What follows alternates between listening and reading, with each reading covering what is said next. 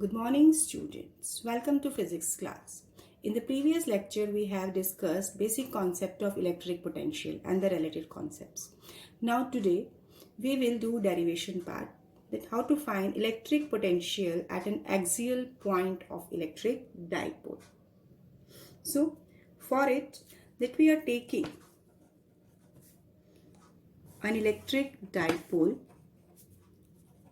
minus q plus q are the charges, and let O is the center and the total length is 2a. So this distance from the center is a each. Now P be a point at a distance x from the center. So now we have considered an electric dipole and P be a point distant r from the center. Now we have to find electric potential at P due to minus q charge as well as plus q charge. So potential is a scalar quantity, so there is no concept of direction. So that's why sign will be taken in the value also. As potential at P due to minus q charge, what will be its value? This will be minus q upon 4 pi epsilon naught into AP. This AP distance is a plus x, so it will be minus q upon 4 pi epsilon naught a plus x. Similarly, find potential at P due to charge plus q at B. So it will be q upon 4 pi epsilon naught pp. So it will come out to be q upon 4 pi epsilon naught, and the distance BP, this is BP, this will be OP minus OB. It means x minus A. I am taking it directly. We have taken value of V1 and V2. Now total potential at P, that can be given by V1 plus V2. So when you are putting the values,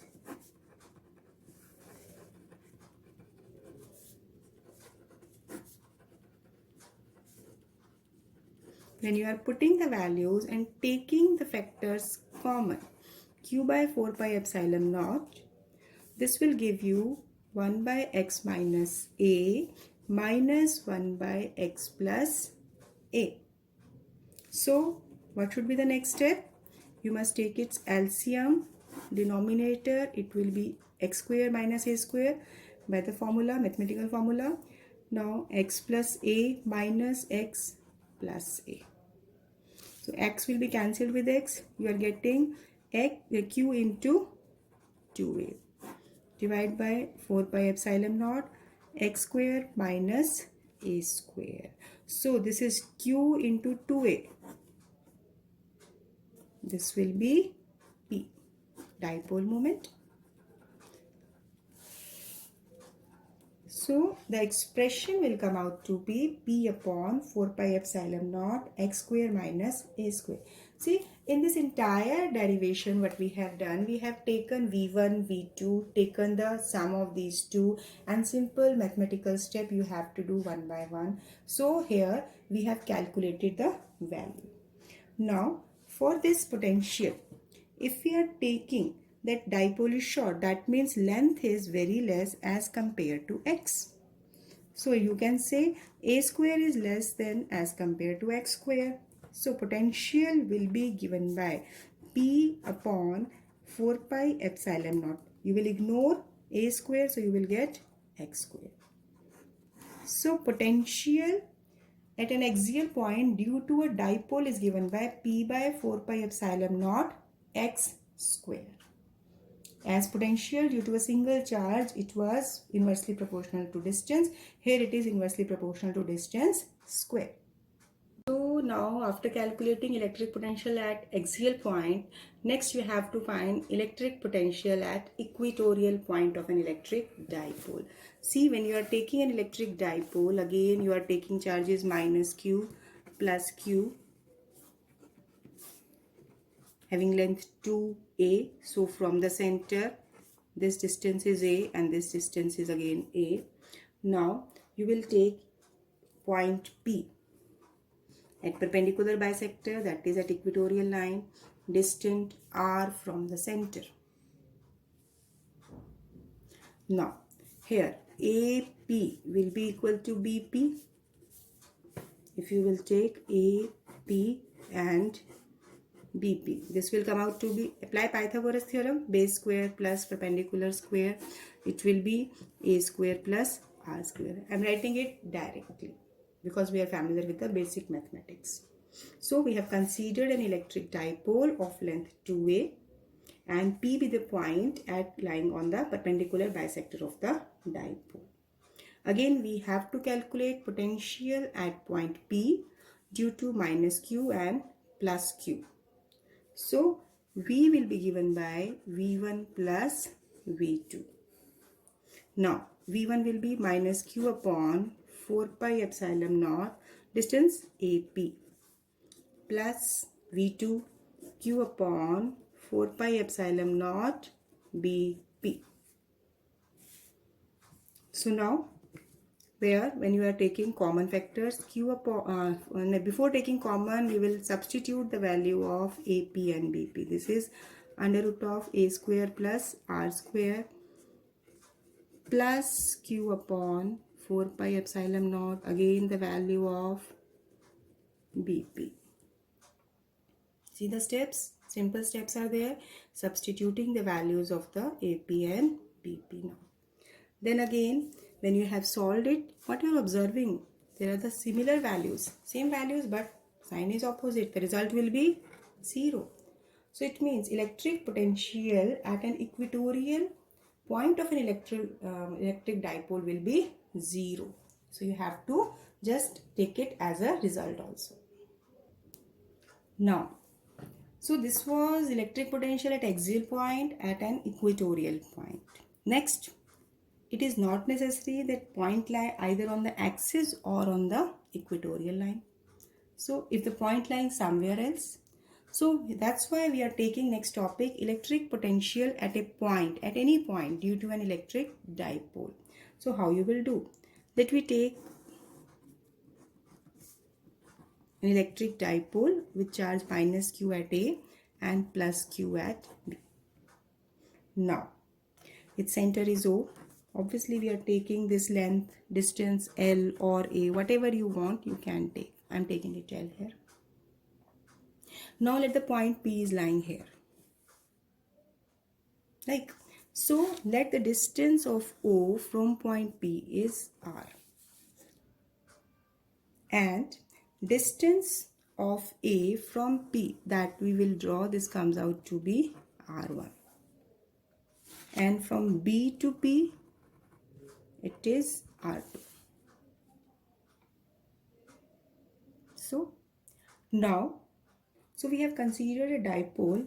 Here AP is R1, OP is R and BP is equal to R2. Now we will keep this figure so that we can just solve it in the next steps here.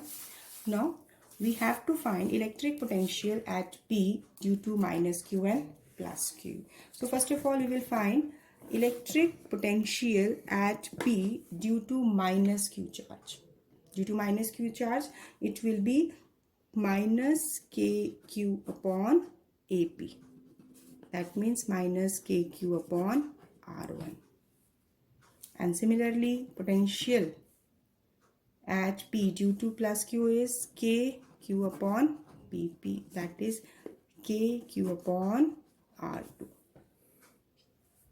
Let me take it as equation 1 or 2.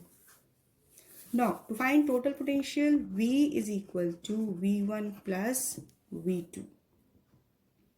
So now substitute the values, minus KQ by R1 plus KQ by R2. So KQ will be common and you will get 1 by R2 minus 1 by R1. So see the steps we have done, that is common step we have taken. We have taken potential due to minus Q, due to plus Q and taken their sum to find total potential. Now one point we have to understand here. Here see in the figure, this when we are taking distance R1 and distance R2, we will do one construction part. Let we produce it, that is PO, in such a way that a line drawn from A, that we will draw a perpendicular from A meeting at point M. This will be perpendicular. Similarly, we will also draw a line perpendicular to OP, let it be M, meeting at point M. This is also perpendicular. Now, if we will take, like, this is line R1 and we are just, by symmetry, if we are taking like this, almost their lengths are identical. Small difference, if there exists, that we are ignoring just for construction point of view. We are taking for the calculations.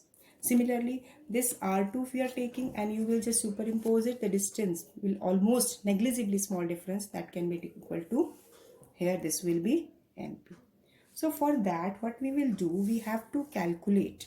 That means this R1 will be almost identical to this PN. You can take that R1, that is AP, is approximately equal to PN, which is equal to NO plus OP.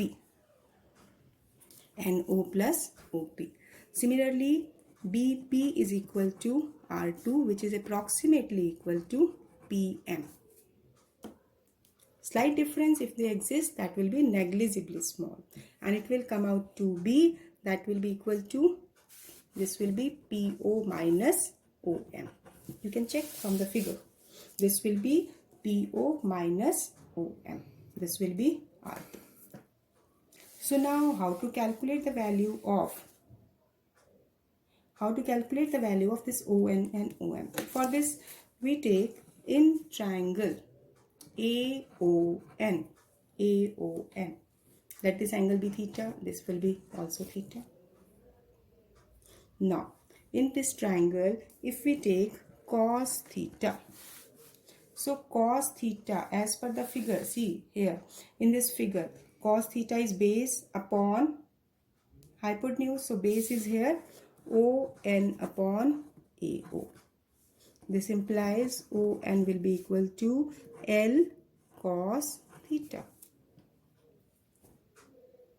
Similarly, if we take triangle in triangle BOM, so within this triangle, if you have to calculate OM, again apply cos theta will be OM upon OB. So here cos theta will be OM upon OB. So this implies OM will be equal to L cos theta. It means ON and OM, that comes out to be identical. Now, in the next step, substitute the value of R1 here. NO, ON, this is L cos theta, and OP in the diagram is R. And R2 is PO, that is R minus L cos theta. You can see this is PO minus OM. So PO minus OM, that is R minus, this is L cos theta. So now, by calculating the value of R1 and R2, now substitute this in equation 1. So when you will substitute it here, V is equal to KQ, bracket में, in bracket L, this is R minus L cos theta minus 1 by R plus L cos theta. So KQ. Again, now taking your this LCM, so just apply the formula R square minus L square cos square theta. So here this will be R plus L cos theta minus R minus plus L cos theta. So it will be, comes out to be 2, this is KQ, 2L cos theta upon R square minus L square cos square theta. R square minus L square cos square theta. So now, when you are doing it as per this formula, when you are taking, what you are getting now, continuing the same step. Now here, if we will rearrange Q and 2L, that is V is equal to K into P cos theta upon R square minus L square cos square theta. So now, if P lie on axial line. Axial means theta equal to 0. Or you can also take it as pi, because theta, 0 or pi, the point will lie only on the axis. So V will be equal to Kp upon r square minus L square cos square theta. See, if theta is 0, then it is plus 1. If theta is pi, then it is minus 1. So you can take it as plus minus. Plus when theta is 0 and minus when theta is pi. So we have taken the combined value. If one case has been asked, then only one value. So from this is a standard formula. On this basis, you have taken for axial line, and also we will take it for the equatorial line. So what step should we follow for equatorial? So if the point P lie on equatorial line, then theta will be 90 degree or pi by 2, whatever you can say. So now cos theta will be cos 90, 0. So it will be 0. So potential on equatorial line will be 0. This you can just match with the results on axial line and equatorial line. On axial line, what we have done on the axial line and equatorial line, when we have done this formula, we have taken potential comes out to be 0. Here we have taken for equatorial line. When we have done for axial line, then it was, that is when theta is 0, so directly you can take it as Kp upon 4 pi epsilon naught. This, if you are not putting the value of k, you are taking it as k, and it will be r square. See, results are matching. Axial point p upon 4 pi epsilon naught x square, and here result you are getting, I have taken k instead of 1 by 4 pi epsilon naught, Kp upon r square. So same result. That means this particular topic which we have taken, that electric potential at any point of dipole, this is a general case. So from it we can reduce both the cases. But while asked in the exam, if it has been asked, then derive electric potential at an axial point, then you have to do it completely.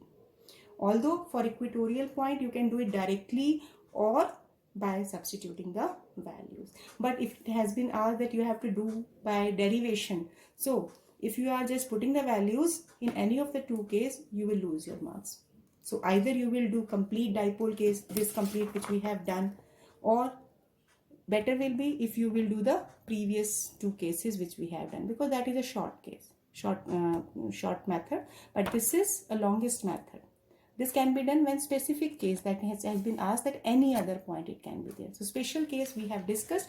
Why? So that it will give you clarity that this is the extension, this is a special case of this particular electric potential at any point on a dipole, due to a dipole.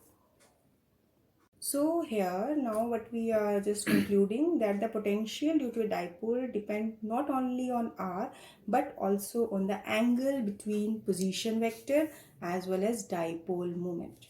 Theta, this is the theta, that is the angle between position vector and dipole moment. So this potential is depending upon two parameters, angle as well as position vector. So this is the main derivation we have taken.